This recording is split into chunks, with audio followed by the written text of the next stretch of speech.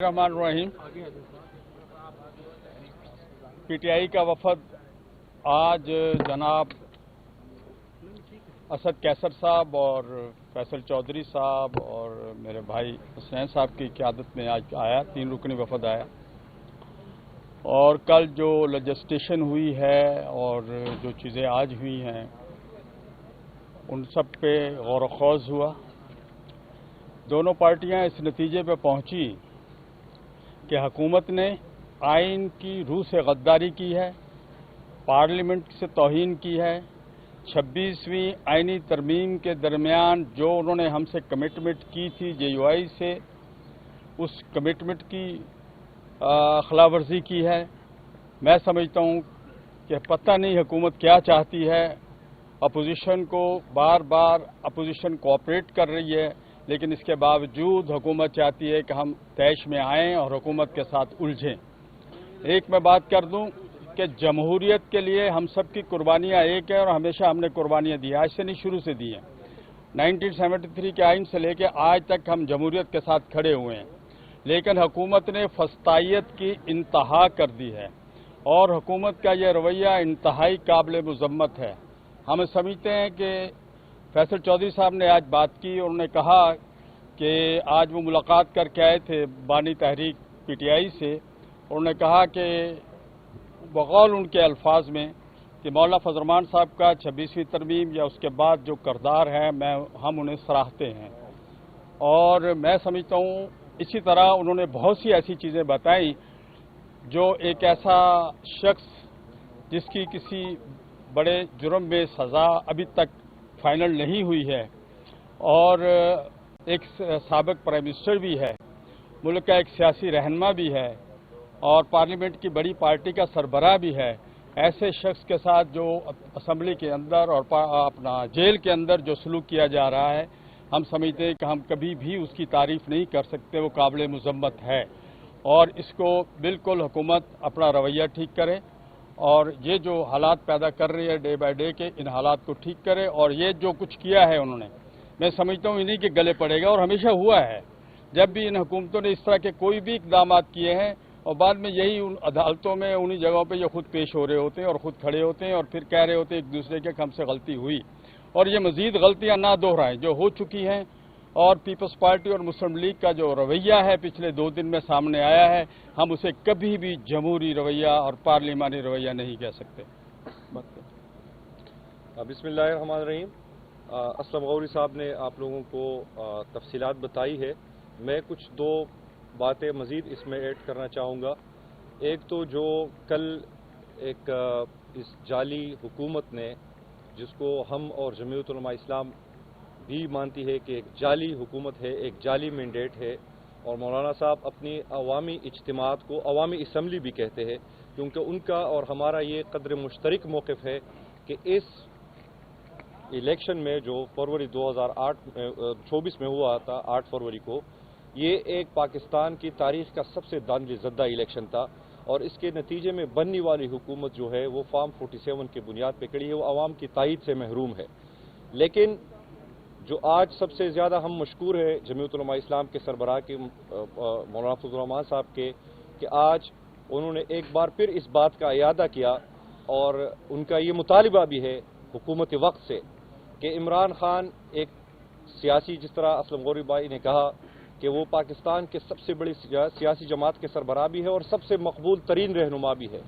तो उन्होंने उनकी रिहाई का भी मुतालिबा किया है कि इमरान खान चूँकि किसी भी, जिस तरह असलम गौरी भाई ने कहा कि किसी भी उसमें उसको कोई सज़ा नहीं हुई है, तो फिल फौर उनको रिहा किया जाए। सियासी क़ैदियों के मुतालिक उन्होंने डेरा इस्माइल खान में उस दिन भी प्रेस कॉन्फ्रेंस की थी, उसमें भी इस बात का इयादा किया था कि वो किसी भी सियासी रहनुमा को कैद में रखने के हक़ में नहीं है। दूसरी बात, जो उनको सहूलियात से महरूम रखा गया है, उनके हवाले से भी जमीयत उलमा इस्लाम की क़यादत ने तशवीश का इजहार किया है और ये मुतालबा किया है कि हुकूमत उनको तमाम सहूलियात हम पहुँचाए जो उनका कैदी के तौर पर और जो जेल मैनुअल के तौर पर उनका हक़ है वो फिलफौर उनको दी जाए। दूसरी जो अहम बात है कि आज हमारी जमीयत उलमा इस्लाम के सरबराह मौलाना फजल रहमान और जमीयत के अकाबिरीन के साथ ایک طویل اس پہ مشاورت ہوئی ہے کہ جس طرح ایک جعلی طریقے کے ساتھ کل انہوں نے ایک شب خون مارا ہے، اور جس طرح اسلم بھائی نے ابھی کہا کہ یہ اس پارلیمنٹ کی انہوں نے خود توہین کی، اور میں یہ سمجھتا ہوں کہ یہ اس فسطائی جعلی حکومت نے کسی اور کو ایکسٹینشن نہیں دی ہے، بلکہ بعد نظر میں اپنے آپ کو ایک ایکسٹینشن دینے کی کوشش کی ہے، جس کی ہم مذمت بھی کرتے ہیں، اور ہمارے اور جمعیت علماء اسلام کے بیچ اس چیز پہ اتفاق ہے کہ اس چیز کے اگینسٹ ہم اپنی جو مزاحمتی لاہ عمل ہے اس کو مرتب کریں گے۔ ہماری مولانا فضل الرحمان صاحب چونکہ ایک بیرون ملک جا رہے ہیں، ان کے دورے سے جب واپسی ہوتی ہے تو ہماری ایک اور نشست ہوگی، اور اس نشست میں ہم اپوزیشن کی جو دوسری سیاسی جماعتیں ہیں ان سے بھی مشاورت کر کے ہم ایک مشترکہ حکمت عملی کے ساتھ آگے بڑھیں گے۔ ہم پارلیمان کے اندر اور پارلیمان کے باہر اب مزاحمت کی طرف بڑھیں گے، اور یہ پوری اپوزیشن کی انشاءاللہ مشترکہ مزاحمت ہوگی۔ غوری صاحب یہ بتائیں کہ مزاحمت کی بات انہوں نے کی ہے، اس بات کا امکان موجود ہے کہ جے یو آئی اور پی ٹی آئی مل کر جدوجہد میں آگے جائیں؟ اس حوالے سے دیکھیے، ہم جہاں آج کھڑے ہوئے ہیں، آج سے میرا خیال کوئی 6-7 مہینے پہلے تو یہاں بھی کسی کو توقع نہیں تھی کہ ہم اس طرح کھڑے ہوں گے، اور حکومت خود ہمیں اکٹھا کر رہی ہے اور خود اپنے خلاف تحریک چلانے پہ مجبور کر رہی ہے، جو وہ صورتحال دن بدن پیدا کرتی جا رہی ہے۔ اور میں سمجھتا ہوں کہ ہم اس کو، ہمارے درمیان میں کمیٹیاں موجود ہیں، ہم روابط کو بڑھائیں گے، اور آئندہ آنے والی ایک ایک لمحے پہ ہماری نظر ہے۔ مولانا صاحب چونکہ ملک سے باہر جا رہے ہیں کچھ دن کے لیے، وہ جیسے ہی واپس تشریف لائیں گے انشاءاللہ پھر ہماری مذاکرات ہوں گے، پھر ہم بیٹھیں گے اور آئندہ آنے والے حالات کے بارے میں ہم فیصلے کریں گے۔ آج سپریم کورٹ آف پاکستان نے جو آئینی بینچ بنایا ہے، وہ بینچ تو بنایا گیا ہے 26ویں آئینی ترمیم کے نتیجے میں، تو کیا آپ یہ نہیں سمجھتے کہ جس طرح کا بینچ آج بنایا گیا ہے وہ سب کو نظر آ رہا ہے، تو اس صورت میں آپ سمجھتے ہیں کہ جے یو آئی نے اس ترمیم کا ساتھ دے کر کوئی غلطی کیا جس کے بطن سے یہ بینچ نکلا ہے؟ دیکھیں، جو اصل ترمیم تھی اگر وہ آ جاتی تو پھر شاید ہم اگر بائیکاٹ کر کے میدان سے باہر نکل جاتے تو وہ انتہائی خطرناک قسم کی اس میں چیزیں تھیں، اور 36 کلازز ہم نے اس میں سے ریموو کرائی تھی، گو ان میں سے چند کلازز کل اور آج انہوں نے اس کو استعمال کیا ہے، چند کلازز کو کل، لیکن یہ ہم سمجھتے ہیں کہ وہ ایک بہت بڑا بلنڈر تھا اس ملک کے ساتھ، اور ملک میں ایک مارشل لا لگانے کی پوری کوشش تھی جس کا ہم نے راستہ روکا، اور ہم نے اپنے ساتھ پی ٹی آئی کے دوستوں کو اور دوسرے تمام دوستوں کو باہمی اعتماد کے ساتھ، ساری مشاورت کے ساتھ ہم نے اس کو نیچے لائے، اور 26ویں ترمیم جو پاس ہوئی ہے اس میں 1-2 کلاسز کے علاوہ، جب آپ کو پتہ ہے کہ کسی پارٹی کے ساتھ، کسی شخصیت کے ساتھ یا کہیں بھی کوئی مذاکرات ہوتے ہیں، کوئی بارگیننگ کی صورت ہوتی ہے تو 1-2 چیزیں اس کی بھی ماننی پڑتی ہیں۔ ہم نے جو 1-2 چیزیں ان سے مانی ہیں، وہ ایک تو یہ پہلے سے 18ویں ترمیم میں موجود تھیں۔ اب یہ علیحدہ بات ہے کہ 19ویں ترمیم میں جو کچھ ہوا اس کو اگر ہم نے ریموو کیا اور پیچھے ریورس کیا ہے تو اس کا فائدہ حکومت کو پہنچا، اور ہو سکتا ہے آنے والی کل پھر دوسری حکومت بھی اس سے فائدہ اٹھائے، لیکن اگر ہم اس کو غور و خوض کریں اس پہ تو میں سمجھتا ہوں کہ وہ اتنا زیادہ حکومت کو اس میں فائدہ بھی نہیں ہے، لیکن اندر بیٹھے ہوئے لوگ اگر ووٹ دیتے ہیں، جیسے آج 3 ججوں نے امین الدین صاحب کو ووٹ نہیں دیا، یہ بڑا المیہ ہے کہ سپریم کورٹ کے 3 بڑے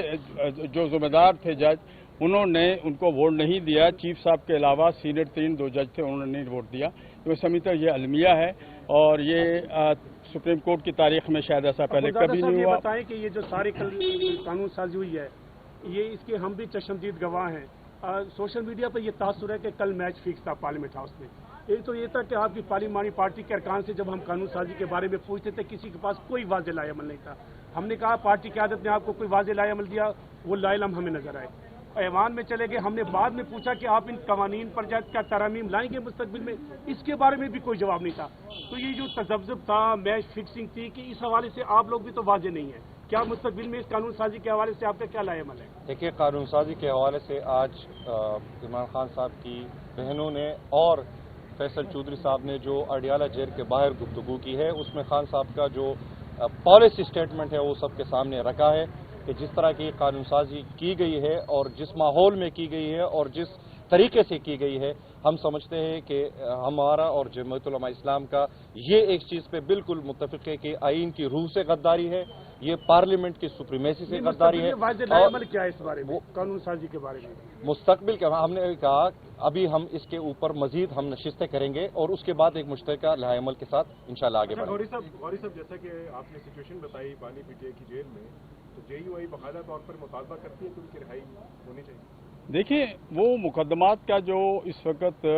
مقدمات کو فیس کر رہے ہیں، ہم سمجھتے ہیں کہ ایسا ٹرائل ہونا چاہیے کہ